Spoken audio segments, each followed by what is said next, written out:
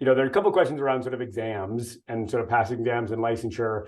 So from the BloomBoard side, again, we do all of the mapping and research, and we have these crazy maps of 50 states of licensure to 50 states of other licensure for reciprocity and what works and what doesn't. So we spend a lot of time deep into the weeds on reciprocity and for states where we don't have an in-state partner.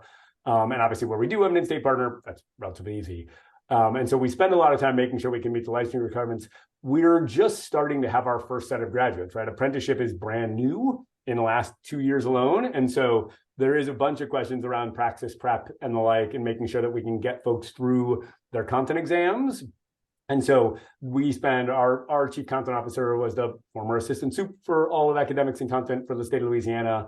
And it's one of these things where we're really trying to figure out, how do we do upfront testing in praxis, sort of exam areas? How do we make sure that we're embedding content and sort of thinking about sort of praxis prep and embedding praxis prep sort of tests in the coursework to make sure that candidates are there? And that really making sure that that's something that we can sort of uphold as a really interesting, right, as a really compelling way to actually get fully certified and get through the content exams.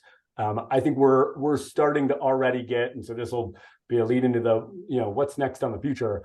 We're already starting to get just a ton of pull from our higher ed partners to build and support how do we integrate that gen ed content, and how do we think about math for teachers courses, and how do we think about designing, right, almost like a 3-year bachelor's degree where you could go from 0 to bachelor's in 3 years while fully employed.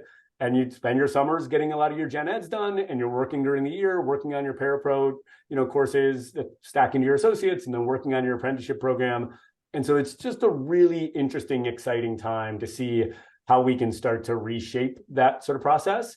Because again, a lot of our feedback for our higher ed partners comes directly from our districts to say, well, if a district could design the perfect degree for an employee to get through their licensure and actually become a really strong, really great teacher, what would that look like? And that we've obviously got to meet all the same requirements as a normal accredited, because all of our programs are normally accredited degree programs. So we've still got to jump through all those hoops, but it's just the tighter we can align that to the job and the work that folks are doing, the more we know it's really impactful and powerful for candidates, and the more we know that we can get more and more candidates in.